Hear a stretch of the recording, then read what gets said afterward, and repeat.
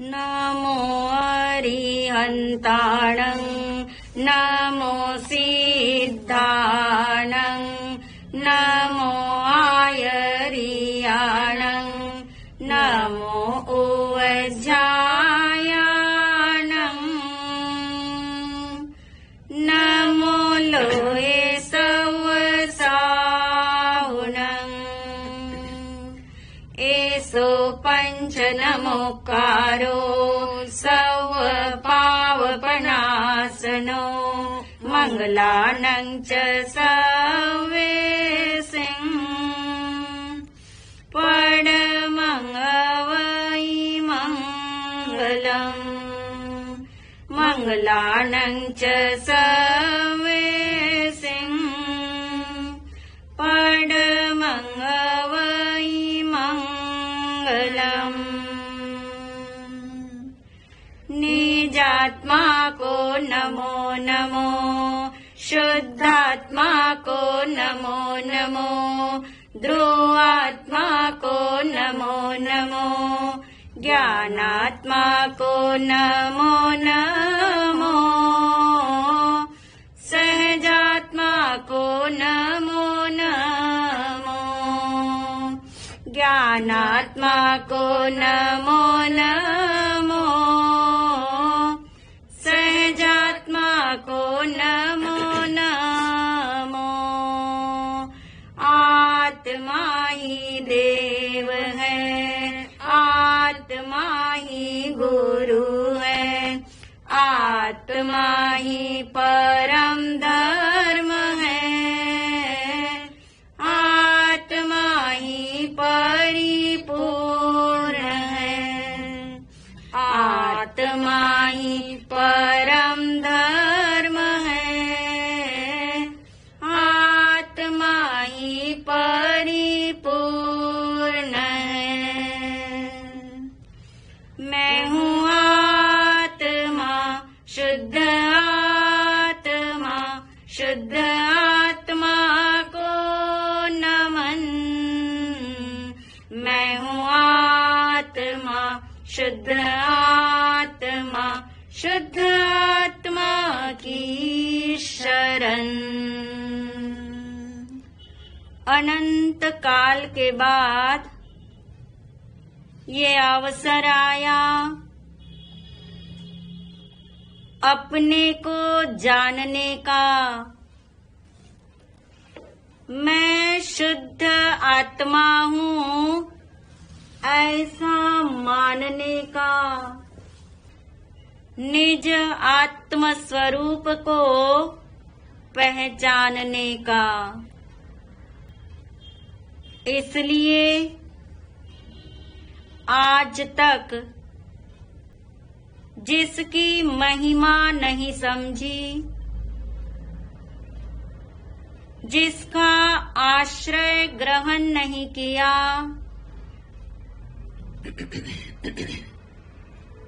जिसकी शरण नहीं ली उस निज शुद्ध आत्मा की शरण ग्रहण करेंगे। शरणं शरणं शुद्धात्मा शरणं शरणं शरणं शुद्धात्मा शरणं।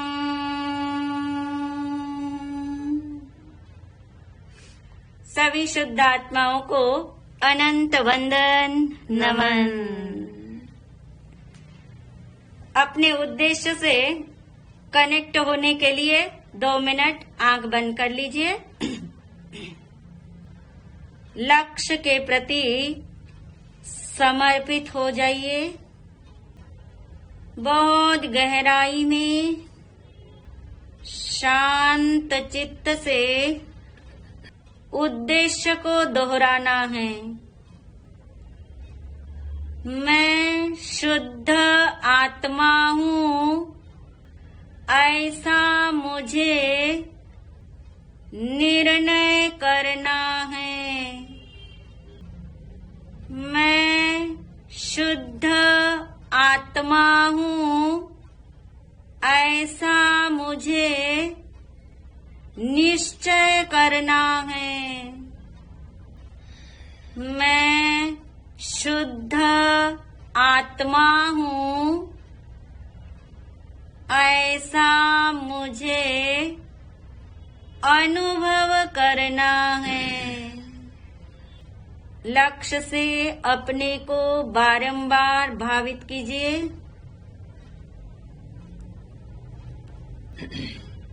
और इसी भावधारा में प्रसन्नता के साथ आंखें खोल सकते हैं। और परावर्तना के लिए आप तत्पर ही हैं ऐसा मानकर पिछले सेशन में जो हमने सुना था उसके बारे में महाराज जी आपको परावर्तना कराएंगे। पिछले सेशन में हमने स्पेशली सुना आकारों के बारे में।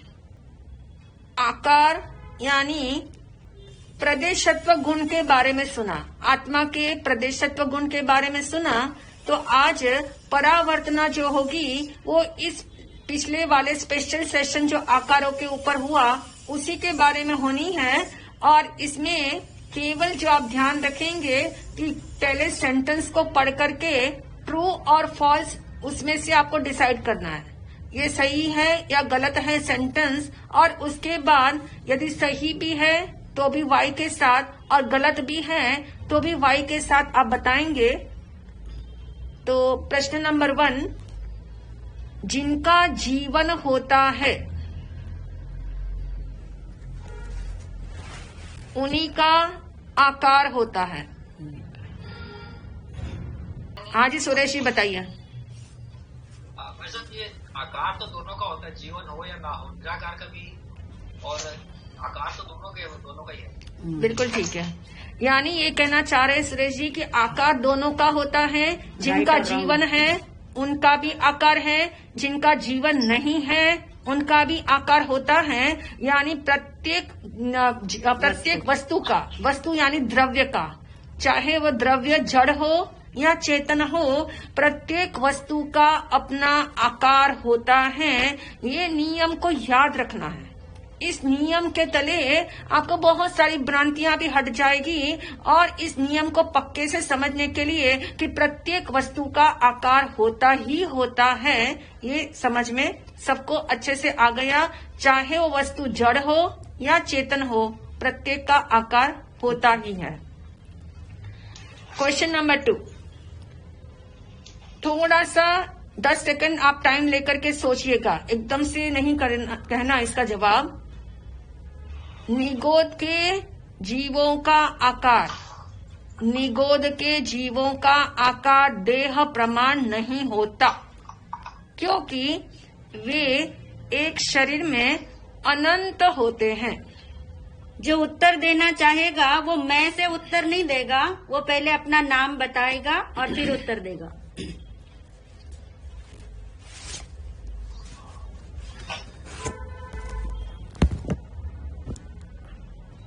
महाराज साहब आदि बोल रही हूँ, ट्राई कर सकते हो?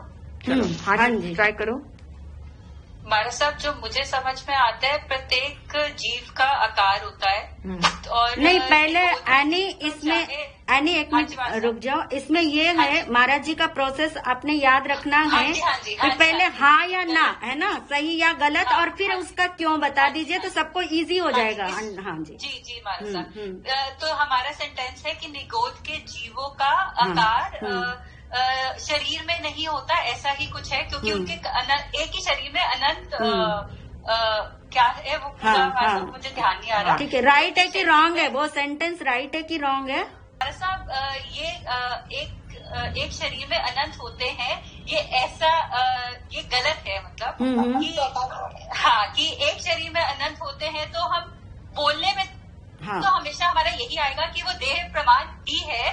पर हमने इसमें दो चीजें समझी थी कि व्यवहार और निश्चय। बोलने में तो हम यही बोलेंगे कि देह प्रमाण है, पर निश्चय से हमने ये समझा है कि हर एक आत्मा का अपना अपना प्रदेशत्व गुण होता है।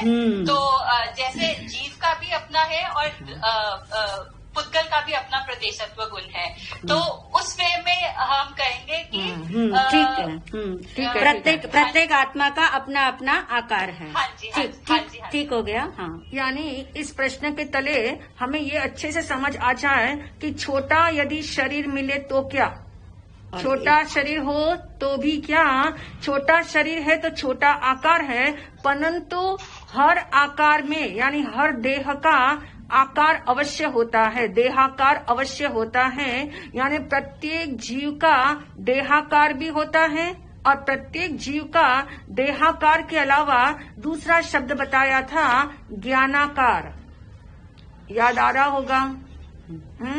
ज्ञानाकार होता है, प्रत्येक का ज्ञानाकार भिन्न भिन्न है, क्योंकि सबके प्रदेशत्व गुण क्या है, भिन्न भिन्न है। और इस हिसाब से देह का आकार एक जैसा भले ही क्यों ना हो निगोद में, क्योंकि निगोद की अवस्था ऐसी है कि शरीर एक मिला हुआ है और अनंत आत्माएं उसमें रहती है, तो सबका देहाकार तो एक ही है, देहाकार एक है, परंतु ज्ञानाकार जो है वो सबके भिन्न भिन्न है। ज्ञानाकार सबके भिन्न भिन्न है, सबका इंडिविजुअल है।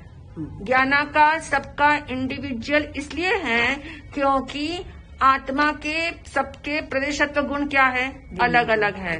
तो भिन्न भिन्न प्रदेशत्व गुण और भिन्न भिन्न जो है ज्ञेयाकार, किंतु निगोद के अंदर सबका जो है देहाकार क्या है, एक ही है।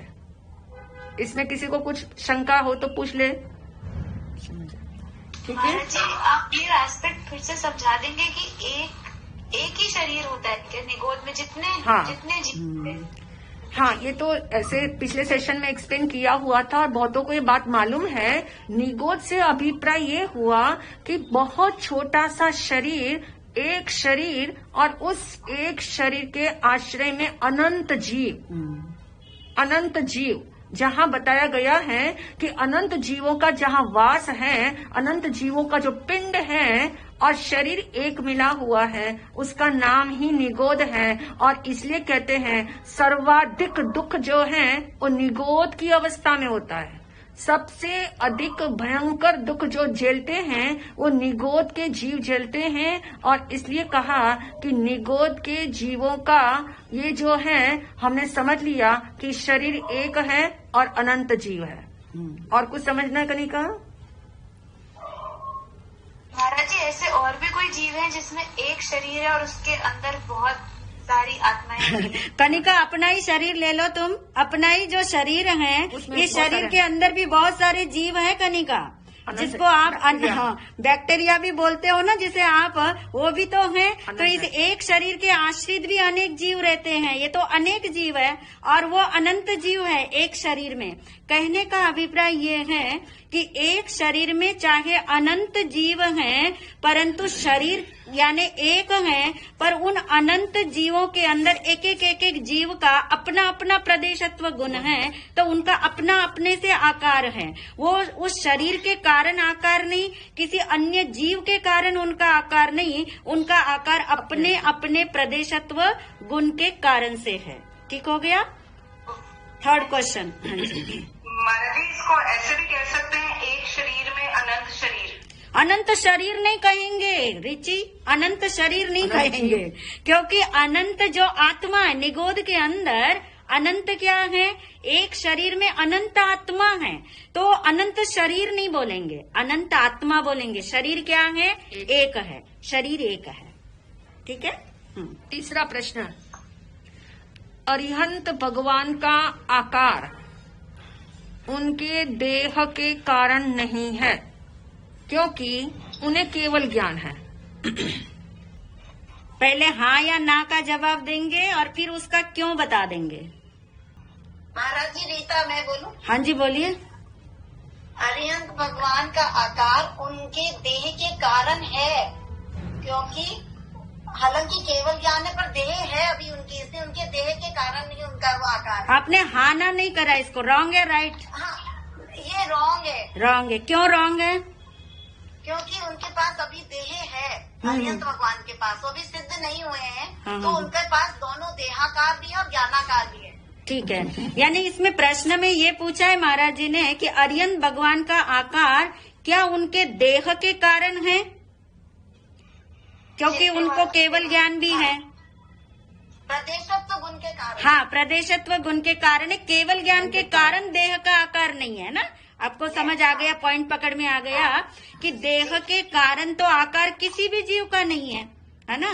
देह के कारण नहीं है, सबका प्रदेशत्व गुण क्या है, अलग अलग है। यानी केवल ज्ञान होने से उनका देह के कारण नहीं है आकार, ऐसा नहीं है। ये मूल बात हमें यहाँ पे समझनी है। सबको अंडरस्टूड हो गया ये? हाँ जी, नेक्स्ट क्वेश्चन। हाँ जी, ठीक है। चौथा प्रश्न, जहाँ देह के परमाणु है वहाँ मेरी सत्ता है ही नहीं। जी ममता। हाँ जी ममता जी। हाँ जी, जहाँ देह है के नहीं, राइट और रॉन्ग करो पहले, इसे राइट और रॉन्ग करो। राइट है, हाँ। क्यों? मेरी सत्ता, मेरे ज्ञान जितना मेरा ज्ञान उतनी मेरी सत्ता। मैं मीन्स ज्ञान, ज्ञान मीन्स। बहुत सुंदर, बहुत सुंदर। यानी मेरी सत्ता मेरे कारण है और मेरी सत्ता मेरे में है। मेरी सत्ता मेरे कारण है, मेरी सत्ता मेरे में है। इसकी निष्ठा पकानी है, इसकी निष्ठा बलवान करनी है और इससे देह के परमाणु से मैं न्यारा ही हूँ, ये पक्कम पक्का भरोसा पड़ जाएगा। नेक्स्ट क्वेश्चन नंबर 5, गुलाब के फूल का आकार उनके देह प्रमाण तो है मगर ज्ञानाकार नहीं है। 5 सेकंड लीजिए इसको सोचने के लिए और सबसे पहले ट्रू और फॉल्स में से क्या है बताएंगे।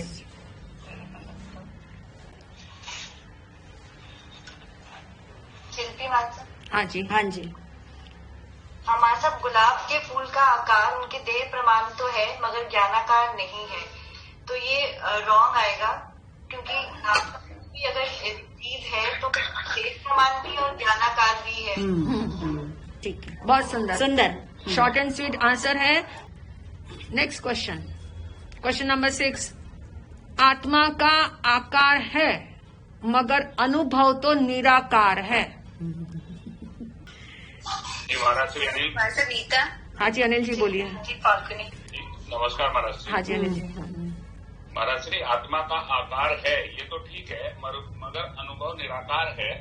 अनुभव निराकार से होता है, ये हमारी मान्यता में है। क्योंकि अगर हम नहीं, ये कौन सी मान्यता है हमारी, राइट और रॉन्ग? हमारी मान्यता में यही है कि अनुभव आकार में है, लेकिन अगर हम उसको आकार में अटकेंगे तो फिर उसको विकल्प हो जाएगा वो। नहीं, वो तो ठीक बात है अनिल जी। ये क्वेश्चन जो है महाराज श्री ये ठीक है। अच्छा, ये ठीक कह रहे हैं आप। मगर इसमें सेकंड जो है वो गलत है। नहीं, सेकंड नहीं है, सेंटेंस तो एक ही है। ये सेंटेंस एक ही है, तो ये सेंटेंस राइट लग रहा है कि रॉन्ग लग रहा है? नंबर 1 मैं बताऊँ? सेंटेंस ठीक है महाराज श्री, ये सेंटेंस ठीक है। और नीता जी बताइए। हाँ, महाराज जी, आत्मा का राइट और रॉन्ग? नहीं, ट्रू और फॉल्स बताइए। सेंटेंस राइट है कि रॉन्ग है? राइट ही कहेंगे महाराज जी। राइट है। और तीसरा फाल्गुनी का नाम था, फाल्गुनी। हाँ महाराज साहब।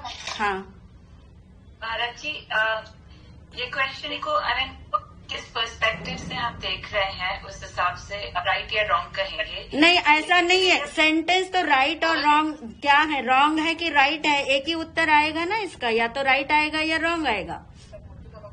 अनुभव होगा तो निर्विकल्प अनुभव होगा, आकार भी होगा उस समय, पर हमारा ध्यान आकार पर नहीं होगा। हाँ, तो ये सेंटेंस राइट हुआ कि रॉन्ग हुआ फाल्गुनी? तो राइट होगा। राइट होगा। अच्छा, हाँ जी। और हाँ जी, कौन मैं था, ये नाम बताइए। महाराज जी, मैं चंद्रप्रभा। चंद्रप्रभा जी बताइए। हाँ जी महाराज जी, आत्मा का आकार है क्योंकि उसके अपने प्रदेशात्मक गुण है, और मगर अनुभव तो निराकार है, ये भी ठीक है, लेकिन इसमें है कि वो अरूपी आत्मा है, इसलिए वो निराकार है। आत्मा का गुण अरूपी नहीं, अभी क्लैरिटी की जरूरत है। हाँ जी। और हाँ जी, रेणु जी बोलिए। हाँ, आत्मा का आकार है मगर अनुभव निराकार है, बिल्कुल राइट है महाराज जी। अच्छा, आत्मा हम जीव मान रहे हैं, तो जीव हर वस्तु का आकार है, लेकिन अनुभव जीव नहीं है, वो तो एक अनुभव है, उसमें जो भी है वो सब कौन है, वो कुछ भी अनुभव में ही है, आकार नहीं है उसका। अब ऐसा है, हाँ जी रेणु जी, एक्सप्लेनेशन में सभी करेक्ट है, सभी ने बर्फी को पकड़ा है, सभी ने हाँ राइट बोला, ये सेंटेंस राइट बोला। कोई हिम्मत कर रहा है इसे रॉन्ग बोलने की? हमारी बिल्कुल बोली। हाँ जी, हमारे सर ये सेंटेंस रॉन्ग है, क्योंकि जब अनुभव होता है आकार का होता है, लेकिन आकार के ऊपर जोर नहीं होता, क्योंकि बहुत सुंदर, होती है। बहुत सुंदर। जिन्होंने इस सेंटेंस को रॉन्ग कहने की हिम्मत की है ना, वो ही राइट है। जिन्होंने इसे राइट करके यदि एक्सप्लेनेशन दिया है, अब देखिए कहाँ मिस्टेक हो रही थी, सब लोग अपनी मिस्टेक वाला पॉइंट पकड़ना। आत्मा का आकार है मगर अनुभव तो निराकार है। यदि मैं ये मानूंगी अनुभव निराकार है तो फिर तो मैंने आत्मा के प्रदेशत्व गुण को तो डिनाई कर दिया, माना नहीं है मैंने। तो आत्मा का अनुभव निराकार है, ये सेंटेंस क्या राइट नहीं है? आत्मा का अनुभव भी निराकार नहीं है। वो बात अलग है कि वहाँ आकार पे क्या नहीं होता है, जोर नहीं होता है, आकार पे जोर नहीं होता है। फिर से सब लोग इस सेंटेंस को अच्छे से अंदर में बिठा ले, वरना कहीं हम आत्मा के प्रदेशत्व गुण का कहीं फिर से हम सम्मान न कर पाए, ऐसी स्थिति ना हो। तो अनुभव तो निराकार है, आत्मा का आकार है, मगर अनुभव निराकार मान लेंगे तो अनुभव तो आत्मा का ही है, और फिर आत्मा को हमने निराकार मान लिया। यानी कभी हमारी मान्यता में आकार हो और कभी हमारी मान्यता में आकार ना हो, ये तो बहुत बड़ा भ्रम हो जाएगा। ये वाक्य मैं किसी अपेक्षा से ट्रू बोलूं और किसी अपेक्षा से इसको गलत बोलूं, तो अभी आकार के बारे में हमें धारणा नहीं क्लियर हुई। समझ तो आया आपको, समझ आया सबको, परंतु अभी धारणा क्लियर नहीं हुई। तो फिर से एक बार अंदर में जमा लो, आत्मा निराकार होता ही नहीं है, क्योंकि आत्मा तो आकार वाला ही है। तो अनुभव में आकार नहीं आता, परंतु अनुभव निराकार नहीं होता है। अनुभव में आकार नहीं आता, इसका मतलब ये नहीं कि अनुभव निराकार हो गया। यदि निराकार बोल देंगे ना तो बहुत बड़ी गलती हम कर रहे हैं कि जिस बात को हम समझ रहे कि आत्मा का प्रदेशत्व गुण है, और अनुभव के समय में हमने प्रदेशत्व गुण पे क्रॉस लगा दिया। क्रॉस नहीं लगाना, गौण हो जाता है, वो चीज गौण हो जाती है, आकार वहाँ होता है, इसका मतलब निराकार तो नहीं हुआ ना। जैसे बर्फी वाला उदाहरण आपको याद आ रहा है, तो आकार वहाँ होता है। ये तो देखो कितना सबको अच्छे से समझ आ जाता है। शिल्पी का बेटा वैभव आया था, ओके महाराज जी, इसको इतनी बड़ी बात को, इतनी छोटी बात को आपने इतना जोर लगाया समझाने में। ये तो मैं रोज ही देखता हूँ, जब मैं केक खाता हूँ तो फिर मैं तो वो जो मीठा मीठा होता है ना, क्या क्रीम लगा होता है, वही तो मेरे अनुभव में आ रहा होता है। मैं कोई शेप्स थोड़ी देखता हूँ उसके अंदर। बोले ये लोग समझ क्यों नहीं रहे हैं? और मुझे एकदम अभी वो याद आ गया कि समझने के लिए कितना इजी ये सेंटेंस है कि जहाँ पे आकार तो है, इसलिए अनुभव निराकार नहीं है। अनुभव के समय आकार पे जोर नहीं, क्योंकि वहाँ अनुभव जब भी होता है ना अभेद का होता है, वहाँ पे भेद नहीं होते। अभेद आत्मा अनुभव में आता है, अखंड आत्मा अनुभव में आता है, इसलिए वहाँ पे आकार है परंतु आकार पे जोर नहीं है। इसका मतलब निराकार नहीं है आत्मा वहाँ पे। बस इतनी करेक्शन सब लोग अच्छे से कर लेना।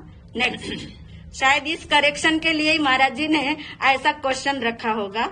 अगला प्रश्न। बहुत अच्छी बात है और क्लियर हो गई आप सबको, है ना, कि अनुभव जो है, अनुभव के समय आकार शामिल होता है, आकार शामिल होता है पर आकार पर जोर नहीं होता। दैट्स इट, है ना। Next question. अब आगे का क्वेश्चन चिंतनात्मक है, ट्रू फॉल्स वाला नहीं है। जो अरूपी है वह इंद्रियों से दिखाई नहीं देते। जो अरूपी है वो इंद्रियों से दिखाई नहीं देते। रंजना बताओ। हाँ रंजना जी बोलिए। हाँ ये जो अरूप है वो इंद्रियों से दिखाई नहीं देते, सही है बाजी, ट्रू है, ट्रू है, ठीक है। क्यों क्यों?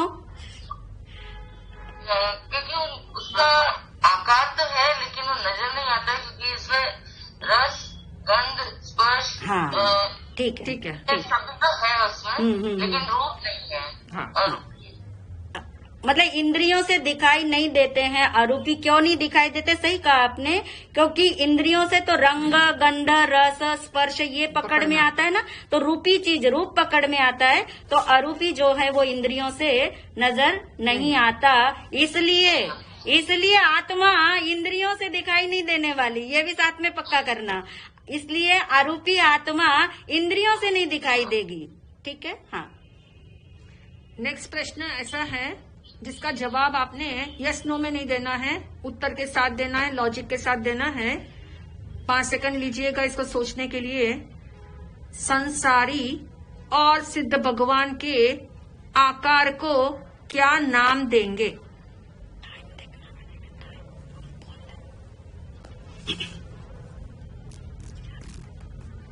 कनिका। हाँ जी। जी अटेम्प्ट है। हाँ। संसारी आत्मा के पास ज्ञान आकार भी है और शरीर का आकार भी है, और सिर्फ भगवान के उसमें ज्ञानाकार ही है। बस ठीक, बहुत सुंदर, बहुत सुंदर। ज्ञानाकार। ठीक है। बहुत अच्छा उत्तर दिया कनिका ने।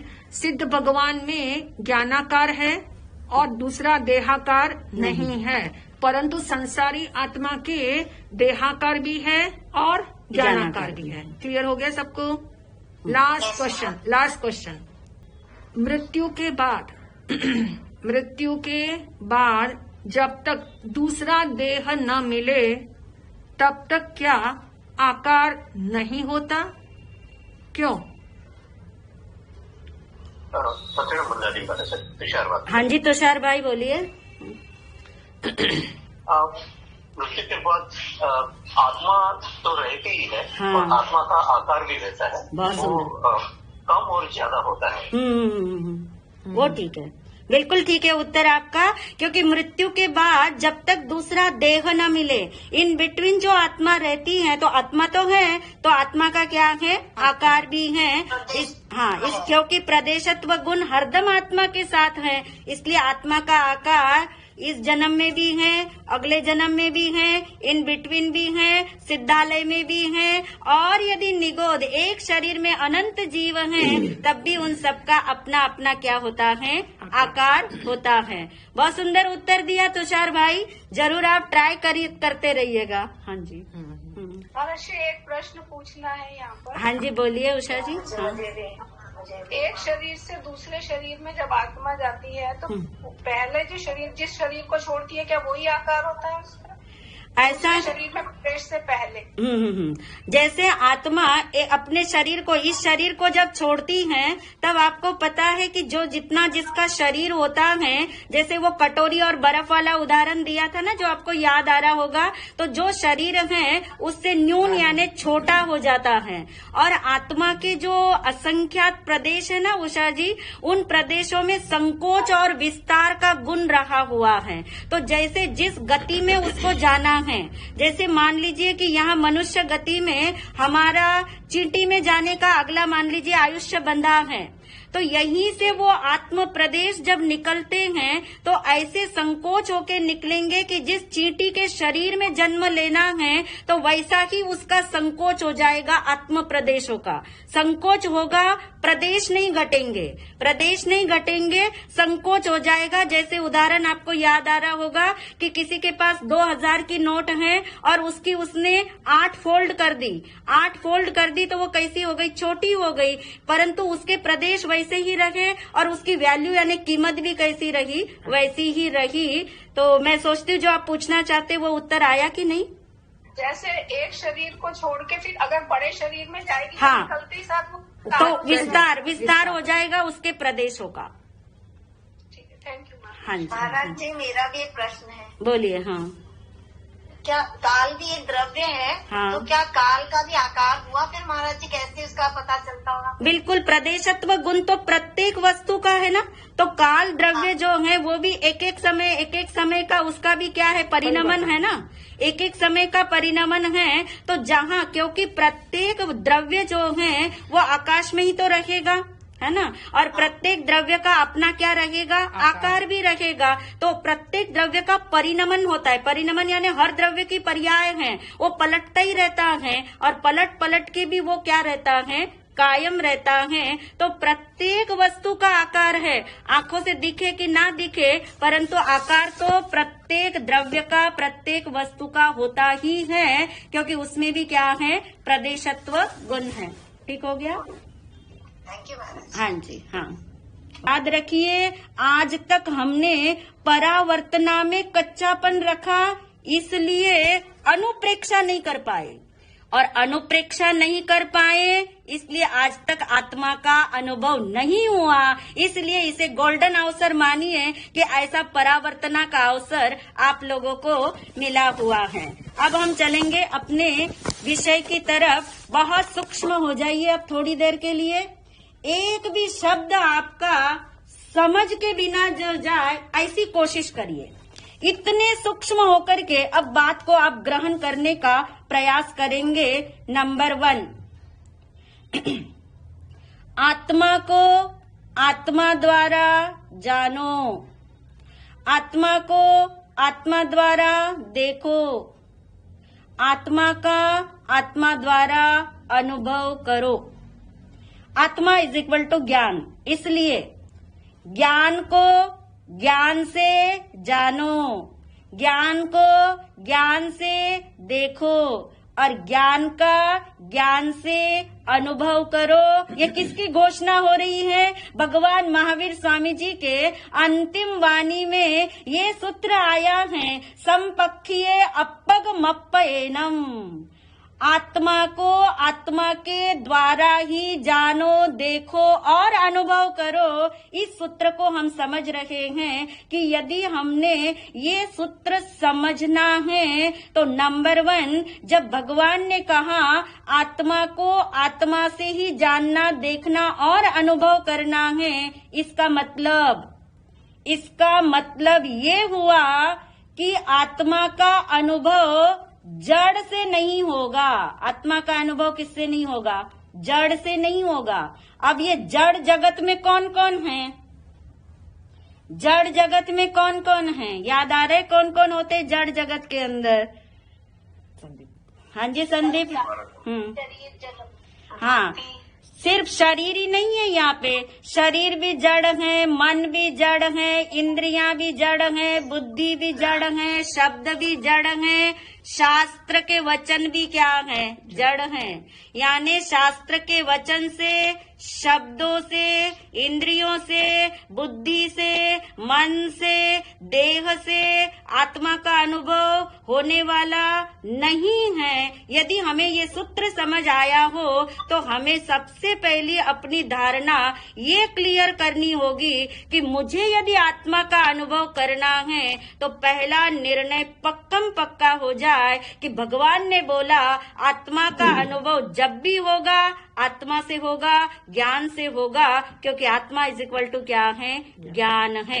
यानी जड़ जगत से मुझे आत्मा का अनुभव नहीं होगा। ये इतना पक्का कर लीजिए कि किसी भी जन्म में आपको कोई भ्रांति न रहे, इतना समय किसी जन्म में न लगाना पड़े अपने भ्रम गलाने के लिए। नंबर 2, आत्मा का अनुभव आत्मा से होगा, इसका मतलब जड़ से नहीं होगा। तो प्रश्न आया मुझे अभी इसी समय, तो चेतन जगत से होगा क्या? जैसे आप भी आत्मा है, मैं भी आत्मा हूँ, तो मुझे आत्मा का अनुभव करना है या आपको आत्मा का अनुभव करना है, तो मुझसे आपको आत्मा का अनुभव होगा या आपसे मुझको आत्मा का अनुभव होगा? चेतन जगत से होगा क्या आत्मा का अनुभव? नहीं होगा। हाँ, यानी चेतन जगत से नहीं होगा। अब देखिए चेतन जगत में क्या है, दूसरी भ्रांति गला रहे हम।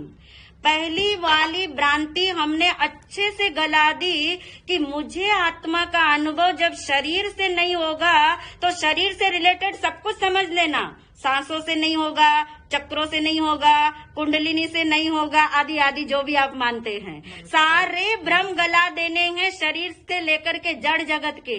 पर चेतन जगत में भी अटकना नहीं है, क्योंकि जड़ जगत के तो भ्रम हम गला देते कई बार, पर अटक जाते चेतन जगत में कि भगवान के समो शरण में जाके वाणी सुनो तो मुझे आत्मा का क्या हो जाएगा, अनुभव। भगवान तो मुझे आत्मा का अनुभव करा देंगे, गुरु मुझे आत्मा का अनुभव करा देंगे, सम्यक दृष्टि आत्मा मुझे आत्मा का अनुभव करा देंगे, या मेरे जो साधक साथी होंगे आसपास, जो मेरे से बहुत आगे चल रहे होंगे, वो मुझे आत्मा का अनुभव करा देंगे। तो ये भी भ्रांति गला दो। जड़ जगत से भी नहीं और ये पर चेतन जगत से भी नहीं, तो आत्मा से आत्मा का अनुभव होगा। इसका मतलब कोई ये ना समझ ले कि सम्यक दृष्टि आत्मा से मुझे आत्मा का अनुभव होगा, कोई परम गुरु श्री गुरु मिल जाए तो मुझे आत्मा का अनुभव होगा, ऐसा नहीं है। जब भगवान नहीं करा सके, गुरु क्या कराएंगे, सम्यक दृष्टि आत्मा क्या कराएगी, ये भ्रम भी गला देना। इससे पता है क्या होगा, इससे हमारी पकड़ छूटेगी। ये जो पकड़ बैठी हुई अंदर में कि कोई तो मुझे करा देगा, परंतु कोई नहीं करा सकता। निज का अनुभव निज से ही होता है, खुद का अनुभव खुद से ही होता है। अपना अनुभव हमें अपने से खुद ही होने वाला है, होने वाला नहीं, हो ही रहा है, वो हम आगे जानने वाले हैं। तो सबसे पहली बात, भगवान की वाणी के सूत्र से हमें ये समझ आ गई कि निज से निज का अनुभव होने वाला है। जब हम अपनी तरफ आते हैं, अब हम अपनी तरफ आ रहे, अब हमने जड़ जगत छोड़ दिया, बाहर का चेतन जगत छोड़ दिया, अब हम अपनी तरफ आ रहे। अब हम अपनी तरफ आ रहे और अपनी तरफ आते ही समझ आ जाएगा कि आत्मा तो आत्मा को ही जान रहा है, ज्ञान से तो ज्ञान ही जानने में आ रहा है, आत्मा तो आत्मा को ही जान रहा है। ये भगवान ने हमें बता दिया कि आत्मा आत्मा को ही जान रहा है, इसलिए आत्मा से आत्मा का अनुभव होगा। ज्ञान ज्ञान को ही जान रहा है, इसलिए ज्ञान से ज्ञान का क्या होने वाला है, अनुभव होने वाला है। यदि यहाँ तक समझ आया हो तो एक प्रश्न पूछ करके मैं अपना सेटिस्फेक्शन करूंगी कि आपको क्या समझ आया। क्वेश्चन ये है कि भगवान ने कहा आत्मा से आत्मा जानने में आएगा, यानी क्या सबका आत्मा, यानी आत्मा आत्मा को जान रहा बोला भगवान ने, तो क्या सबका आत्मा आत्मा को जान रहा है या सिर्फ भगवान की आत्मा? आर्यन सिद्ध भगवान की आत्मा अपनी आत्मा को जान रही है, सम्यक दृष्टि आत्मा अपने आत्मा का अनुभव कर रहे हैं, या फिर सभी आत्मा को अपना अनुभव हो रहा है? सभी आत्मा क्या अपने को जान रहे हैं? जी महाराज साहब, मैं बोलूं? हाँ जी बोलिए मृदु जी। महाराज साहब, सभी की आत्मा अपने को जान रही है, सभी की आत्मा अपने को जान रही है, उन्हीं में ढल रहे हैं, उन्हीं को जान रहे हैं। मृदु जी, सबकी आत्मा अपने को ही जान रही है, तो ये आत्मा का अनुभव करने के लिए इतना क्यों समय लगा रहे हैं हम?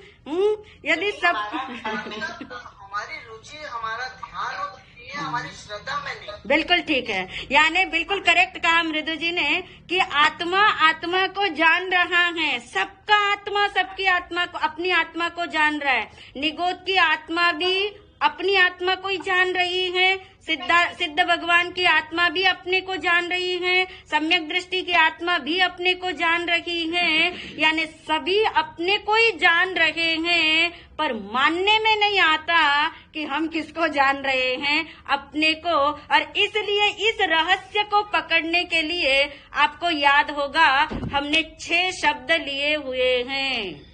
अब कौन बताएगा मुझे एक धारा में 6 शब्द? 6 शब्द हमने लिए हुए इस रहस्य को पकड़ने के लिए कि आत्मा से आत्मा ही जानने में आ रहा है, ज्ञान से ज्ञान ही जानने में आ रहा है। और वो 6 शब्द शिल्पी को तो टिप्स पे होंगे, बोलो शिल्पी। अवस्था में सत्ता ही जानने में आ रही है, प्रकट से में अप्रकट ही जानने में आ रहा है, सूक्ष्म में स्थूल में सूक्ष्म ही जानने में आ रहा है, फिर एक एक समय की पर्याय में जो ध्रुव है जो वही जानने में आ रहा है। बिल्कुल ठीक है। अब देखिए, हाँ हाँ, कोई बात नहीं। 6 शब्द हमने लिए थे, फिर से एक बार अपने आंखों के सामने उसे लेते हैं ताकि हमें पता लगेगा कि हम क्या करने जा रहे हैं। हम क्या करने जा रहे हैं? तो पहला शब्द था अवस्था और सत्ता, फिर दूसरा शब्द था जानना जानना और जानने रूप टिके रहना, फिर था वर्तमान यानी एक समय, और इधर था त्रिकाली, इधर था पर्याय और इधर था द्रव्य, फिर था प्रकट और अप्रकट, और फिर था स्थूल और सूक्ष्म, फिर था स्थूल और सूक्ष्म।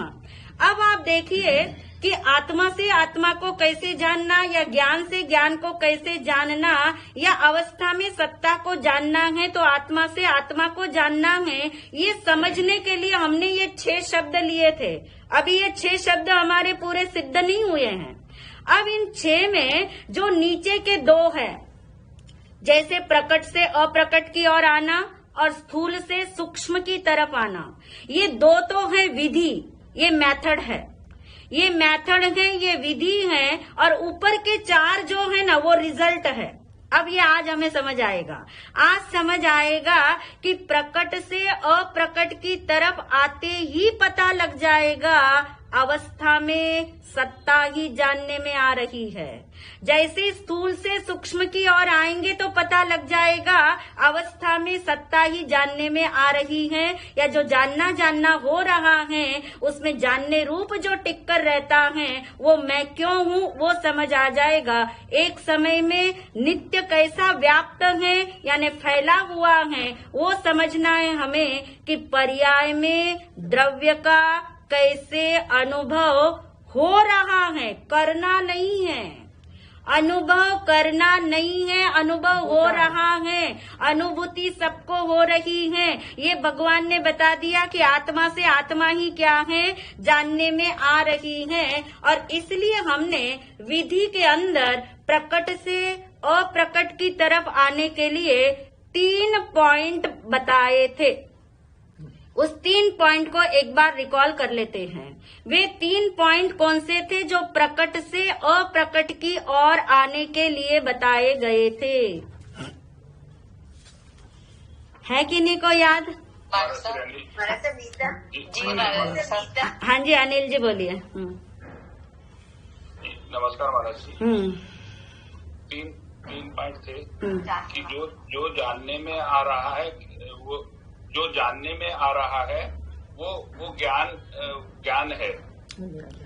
वो जो जानने में आ रहा है वो ज्ञान ही है। जो जानने में नहीं, ये नहीं था पहला पॉइंट, ये नहीं था।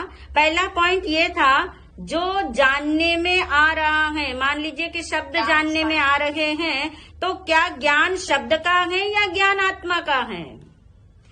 देखिए बीच में ये आकार निराकार ये सब करने से ही हम इतने पीछे हो गए कि जहाँ मुझे वापस 0 से सारा लाना पड़ा है। और इसलिए हमने यहाँ अटकाया आपको कि पहला पॉइंट क्या था वो क्लियर होना चाहिए। और पहला पॉइंट ये था, उसके अंदर कौन सी विधि चल रही है? ये प्रकट से अप्रकट की ओर आने की। और इसमें हमने उदाहरण भी लिया था कि प्रकट में क्या है, शरीर है, शब्द का उदाहरण लिया हुआ था हमने कि प्रकट में ये शब्द हैं, तो क्या ये शब्द जो सुनने में आ रहे हैं, जानने में आ रहे हैं, तो क्या ज्ञान शब्द का है या ज्ञान आत्मा का है? तब जाके पहला पॉइंट क्लियर हो गया होगा कि ज्ञान किसका है, आत्मा का है कि शब्द का है? आत्मा का ज्ञान। शब्द जड़ है, शब्द को हाँ। अब इसके अंदर रंजना जी को उलझन हुई है, इसलिए मैंने यहाँ अटकाया था। रंजना जी को ये उलझन हुई है कि ज्ञान यदि आत्मा का है और ज्ञान वस्तु का नहीं है, तो वो क्वेश्चन पूछना चाह रही है कि बिंब नहीं है तो प्रतिबिंब कैसे होगा? यही क्वेश्चन था रंजना जी, क्या ये फिर? हाँ, यानी ये कहना चाह रही कि ज्ञान वस्तु का कैसे नहीं होगा, ज्ञान आत्मा का क्यों होगा, ये कहना चाह रहे हैं। तो वस्तु दिखेगी तो ही हमको उसका आकार नजर आना चाहिए, जैसा मेरे को समझ में आ रहा है। चलिए, नहीं ठीक बात है। जो रंजना जी की उलझन है और किन्हीं की उलझन है ये या सबको समझ आ रहा है। ये जैसे ज्ञान वस्तु का है या ज्ञान आत्मा का है, तो सबने बोला कि ज्ञान किसका है, आत्मा का है। अब उलझन कहाँ खड़ी हुई कि यदि वस्तु नहीं है तो वस्तु नहीं है सामने रंजना जी, तो वस्तु नहीं है ऐसा तो बोल ही नहीं रहे, बिंब नहीं है ऐसा तो बोल ही नहीं रहे हैं। बोल क्या रहे हैं? ज्ञान वस्तु का नहीं है, ज्ञान वस्तु का नहीं है, ज्ञान किसका है? आत्मा का। हाँ, अब आपकी उलझन में समझ पाई हूँ। एक उदाहरण से आपको और क्लैरिटी आ जाएगी। मान लीजिए सूरज निकला हुआ है बाहर, बहुत अच्छी धूप है, और आपके समझ लीजिए घर के अंदर आपके ड्राइंग रूम में बहुत सारी सूरज की किरणें फैल गई है। तो यदि आपको कोई पूछे कि ये जो किरणें हैं ये ड्राइंग रूम की है या ये सूरज की है, तो आप क्या बताओगे उन्हें?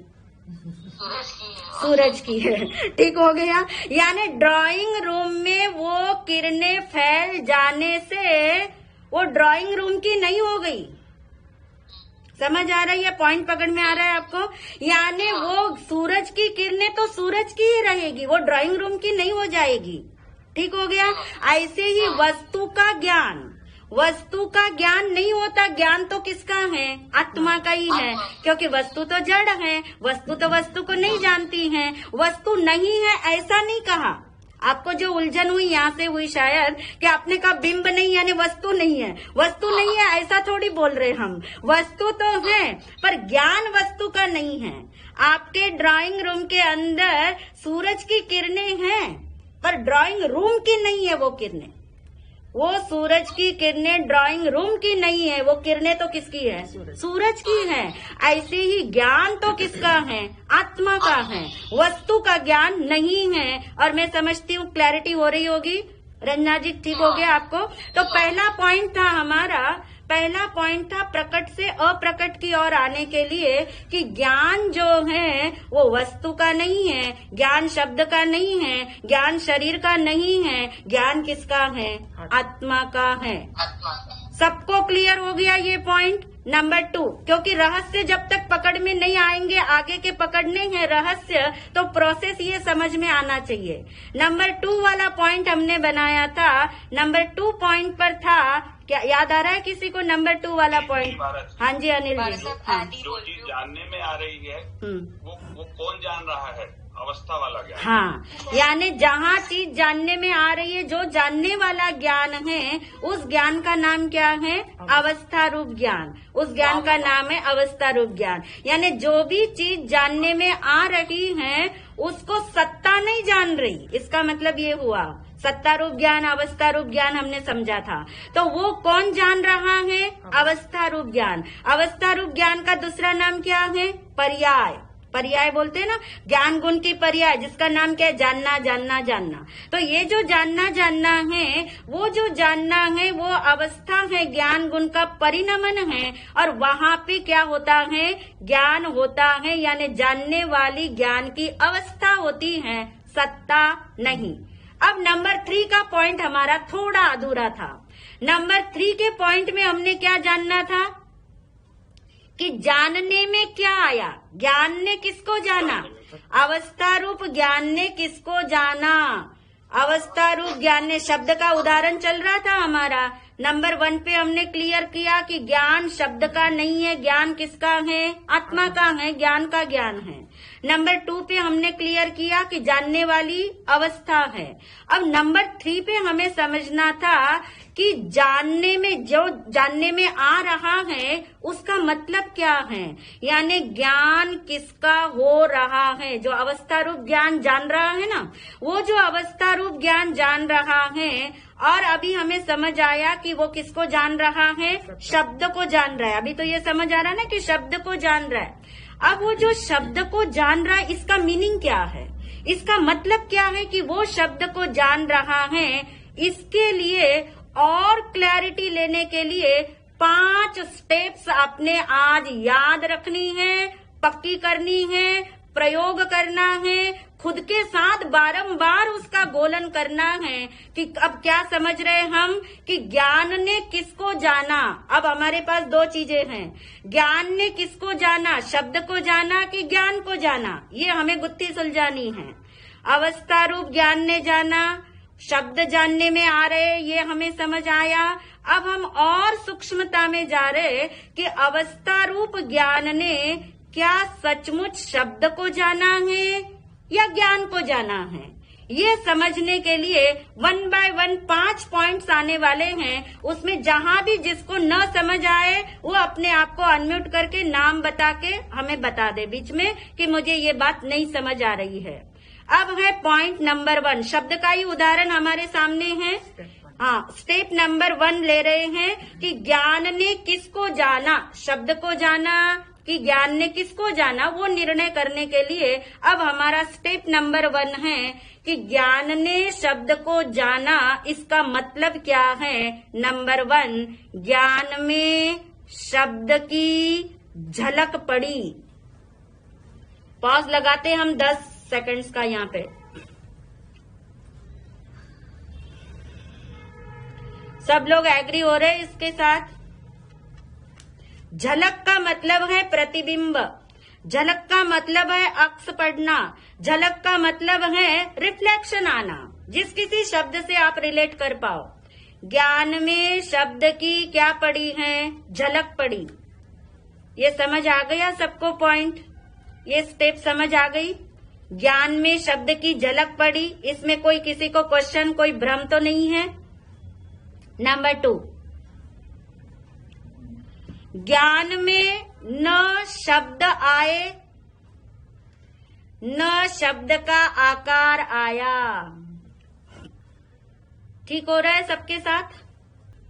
बिल्कुल संकोच ना करें। ये यदि 5 स्टेप्स क्लियर हो जाए तो बहुत बड़ा रहस्य पकड़ में आने वाला है, और यदि ये 5 में कोई भ्रम रह जाएगा तो रहस्य पकड़ में नहीं आएगा। इसलिए हम बारंबार यहाँ पे स्टॉप लगा रहे हैं।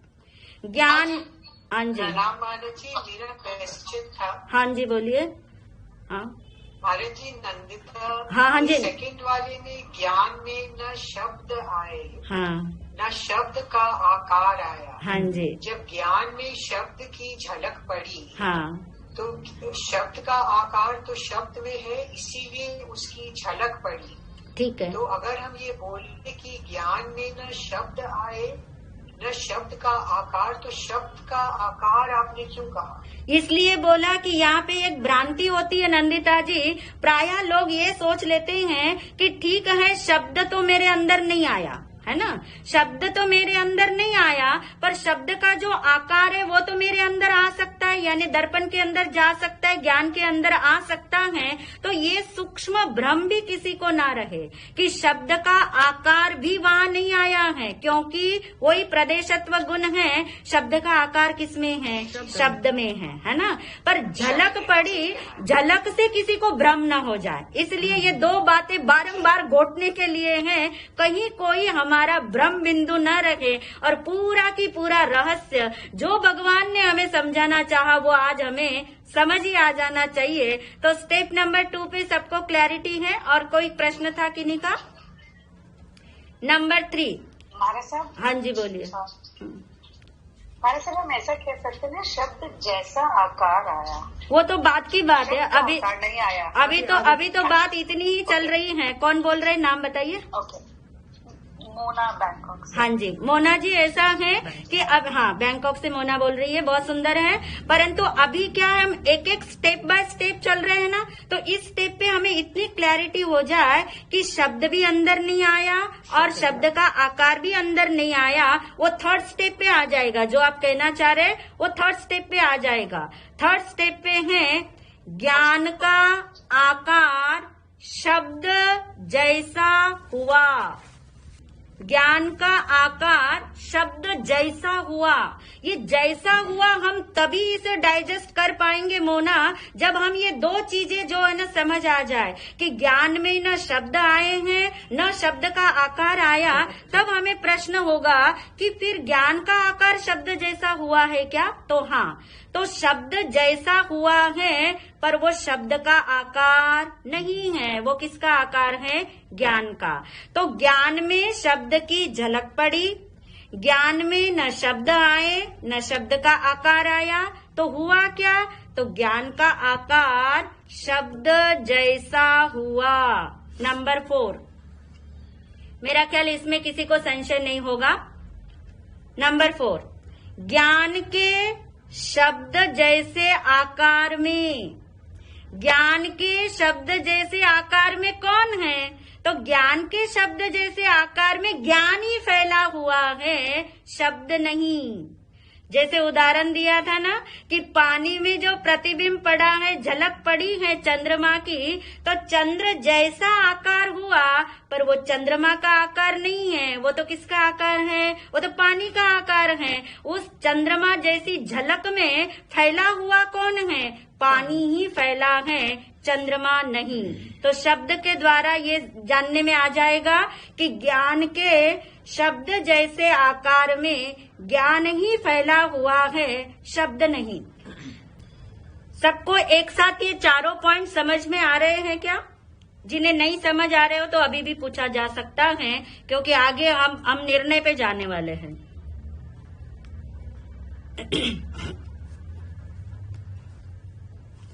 सबको समझ आ गया? ऐसा एग्री कर ले हम। नंबर 5, पॉइंट नंबर 5वां, इसलिए वह ज्ञान ही है। अब वह यानी कौन हो गया? ये कौन बताएगा मुझे? वह यानी कौन? हाँ जी, पारुल बता रही है। हाँ, वह मतलब आत्मा। इसलिए वह ज्ञान ही है। और सोचना होगा पारुल थोड़ा। हाँ जी, हाँ जी, वाणी जी बताइए। जो जानने में आ रहा है वह ज्ञान ही है, और चिंतन अपेक्षित है। और कोई उत्तर है किनका? हमारे साथ और शब्द जानने में आ रहा है वो ज्ञान ही है। बहुत सुंदर। किसने बोला ये? सुनीता जी। हाँ जी, सुनीता जी, बहुत सुंदर। यानी इसलिए वह कौन था? यहाँ पे हम चल रहे शब्द के ऊपर चल रहे थे ना, कि पहले में हमने जाना ज्ञान में शब्द की झलक पड़ी, फिर समझ आया ज्ञान में शब्द भी नहीं आया और ज्ञान में शब्द का आकार भी नहीं आया। फिर ज्ञान का आकार ही किसके जैसा हुआ है? शब्द जैसा हुआ है। और ज्ञान के शब्द जैसे आकार में ज्ञान ही क्या है? फैला हुआ है, शब्द नहीं। तो फिर इसलिए वह ज्ञान ही है। तो वह कौन हुआ? इसलिए वो जो हम कह रहे थे ना कि प्रकट में हम क्या कह रहे थे? मुझे शब्द जानने में आ रहा है। प्रकट में हम क्या कह रहे थे? प्रकट याद करिए कि शब्द मुझे जानने में आ रहा है, शब्द मुझे जानने में आ रहा है, ये प्रकट था हमारा। फिर हम अप्रकट की तरफ जाने के लिए 5 स्टेप्स हमने लिए कि भाई मैंने शब्द को जाना कि मैंने ज्ञान को जाना। तो जो मैं बोल रही हूँ, समझ रही हूँ प्रकट के अंदर कि शब्द जानने में आ रहे हैं, तो शब्द जानने में नहीं आ रहे, शब्द जानने में नहीं आ रहा। अब क्या समझ आ रहा है? कि ज्ञान जानने में आ रहा है। कैसे पहुंचे हम यहाँ तक कि ज्ञान जानने में आ रहा है? क्योंकि शब्द अंदर आया नहीं, शब्द का आकार अंदर आया नहीं। ज्ञान का आकार किसकी तरह हुआ? शब्द जैसा हुआ, पर शब्द का वो आकार नहीं था। तो फिर ये जो जानने वाला ज्ञान था, जो अवस्था रूप ज्ञान था, तो उसने शब्द को नहीं जाना, उसने किसको जाना? ये हो रहा है डाइजेस्ट? सबको डाइजेस्ट हो रहा है? समझ आ रहा है ये कि अब शब्द को नहीं जाना, किसको जाना है? ज्ञान को जाना। क्योंकि ज्ञान ने ही किसको जान लिया? ज्ञान को। जानने वाला भी कौन था? ज्ञान। और जानने में भी क्या आ गया? ज्ञान। तो ज्ञान ने किसको जाना? ज्ञान को। और ज्ञान इज इक्वल टू आत्मा। तो आत्मा ने किसको जान लिया? आत्मा को। फिर से चलते हैं, अब दूसरा उदाहरण लेते हैं। अब मैं एक उदाहरण आपके लिए देती हूँ और कौन मुझे 5 स्टेप्स करके बताएगा। शरीर, शब्द की जगह ले लीजिए शरीर, कि शरीर जानने में आया। प्रकट में क्या लगता है हमें? शरीर जानने में आया। हम कहते मैं शरीर नहीं हूँ, शरीर मेरे जानने में आया। अब शरीर जानने में आया, इसका मतलब क्या है? ये अप्रकट में ले जाएंगे तब तक ये उत्तर बदल जाने वाला है। अभी हम बोल रहे प्रकट में कि मैं किसको जान रही हूँ? शरीर को। और जब अप्रकट तक जाएंगे तो क्या जानने में आएगा? ये 5 स्टेप से कौन बताएगा? एक एक स्टेप करके बताइए, कोई बात नहीं, पर सब एक साथ मत अनम्यूट करिएगा, एक एक करिएगा। जी मैं बताऊं? ममता। हाँ जी ममता जी बोलिए। जी, शरीर की झलक मेरे ज्ञान में पड़ा। बहुत सुंदर। हाँ, ना शरीर आया, ना शरीर का आकार मेरे में आया। ठीक बात है, बहुत बहुत अच्छा। हाँ, और शरीर का आकार जैसा मेरे ज्ञान में आया, मतलब आकार जैसा आया। ज्ञान का आकार शरीर जैसा हुआ है ना ममता जी, ज्ञान का आकार शरीर जैसा हुआ, ठीक बात है। हाँ, फिर ज्ञान में ना शब्द आए, नहीं जो दिखा, तो ज्ञान में जो दिखा वह शरीर नहीं था, वह ज्ञान ही। हाँ, बिल्कुल ठीक है। यानी ज्ञान, हाँ, ज्ञान में जो शरीर जैसा आकार है उसमें फैला हुआ कौन है? शरीर फैला हुआ नहीं है, शरीर तो शरीर में, उसमें फैला हुआ ज्ञान है। इसलिए जानने वाले ज्ञान ने किसको जाना है? फिर ज्ञान को जाना। जानने वाले ज्ञान ने, यानी अवस्था रूप ज्ञान ने किसको जाना? ज्ञान को ही जाना। ज्ञान ने किसको जाना? ज्ञान को ही जाना। यानी ज्ञान ने जाना और किसको जाना? ज्ञान को जाना। अभी तक हम क्या बोल रहे थे कि ज्ञान ने शरीर को जाना। प्रकट में हम क्या बोल रहे थे? ज्ञान ने शरीर को जाना। और अप्रकट तक हम पहुंचे तो हम क्या बोल रहे हैं? ज्ञान ने ज्ञान को जाना। ये दो बातें समझ आ रही है सबको? प्रकट वाली, अप्रकट वाली, स्थूल वाली और सूक्ष्म वाली। तो निर्णय तो लास्ट में आ गया, ज्ञान ने किसको जाना? ज्ञान को जाना। अब आप देखिए, बहुत गहरे हो जाइए, बाद में बहुत शंकाएं आपको उठने वाली है, तो पहले मैं ही शंका उठा लेती हूँ कि यदि फिर दो चीजें हो गई। अभी हमने बोला प्रकट में कि शरीर मेरे जानने में आया, यानी मैंने शरीर को जाना। शरीर मैं नहीं हूँ ये मैंने मान लिया, पर मैंने किसको जाना? शरीर को जाना। प्रकट में मैंने ये बोला, या प्रकट में कि मैंने शब्द को जाना। और इधर जब अप्रकट की तरफ आ गए तो हम क्या बोल रहे हैं? हम ये बोल रहे हैं कि ज्ञान ने ज्ञान को जाना। तो अब इसमें क्या सही और क्या गलत है? सोच लीजिए। दोनों सही है। दोनों सही है। क्यों सही है रिचि? हाँ, नहीं महाराज श्री, इसमें अवस्था रूपी ज्ञान ने शरीर को जाना। अच्छा। और जो सत्ता रूप ज्ञान को जानता ही नहीं अनिल जी। सत्ता रूप ज्ञान की तो बात ही छोड़ दो, है ना? मतलब हमारी मान्यता में ये है कि जो सत्ता रूप टिक्का रहता है अच्छा, महाराज श्री उषा गोयल बता सकती है? हाँ, बता सकते हैं। उषा जी बताइए। हाँ, जब अवस्था रूप ज्ञान ने पर को जाना, तो फिर जब स्व का लक्ष्य किया तो वो स्व को जानने लगा। अच्छा, मतलब आपका मतलब ये कि उसने पर का लक्ष्य किया तो पर को जाना, फिर स्व का लक्ष्य किया तो स्व को जाना, ये कहना चाह रहे हैं आप? उसके अंदर उसकी झलक पड़ी तो हाँ, उसने अपने को जाना। अपने को जाना। अच्छा, तो ये डबल। हाँ जी, नंदिता जी। हाँ हाँ, बोलिए नंदिता जी। हाँ, इसका ये मतलब हुआ कि चाहे हम शब्द जान रहे हैं, शरीर को जान रहे हैं, कोई भी वस्तु को जान रहे हैं, अपने विचार भी जान रहे हैं, एक्चुअली हम ज्ञान को ही जान रहे हैं। बहुत सुंदर। यानी निर्णय तो यही करना है कि हम ऐसा मान रहे हैं कि मैंने शब्द को जाना, पर प्रोसेस कैसा चल रहा है? ज्ञान तो ज्ञान को ही जान रहा है, ज्ञान ज्ञान को ही जान रहा है, पर हमें वो प्रोसेस प्रकट नहीं है। अभी वो चीज हमें पता ही नहीं है, प्रकट भी नहीं है, हमारे लिए मालूम भी नहीं है। तो हम क्या समझ रहे हैं कि मैंने शब्द को जाना, मैंने शरीर को जाना, या मैंने और शास्त्र को जाना, आदि आदि। यानी जो मैंने जाना, प्रकट में जो जाना और अप्रकट में जाके जो समझ आया, अब इन दोनों में थोड़ा सूक्ष्म हो जाइए, इन दोनों में कितना बड़ा फासला है। जमीन आसमान जितना लग रहा है फासला, लग रहा है? कितना बड़ा भ्रम लग रहा है ये। तो फिर इसका मतलब हम भ्रम में जी रहे हैं क्या?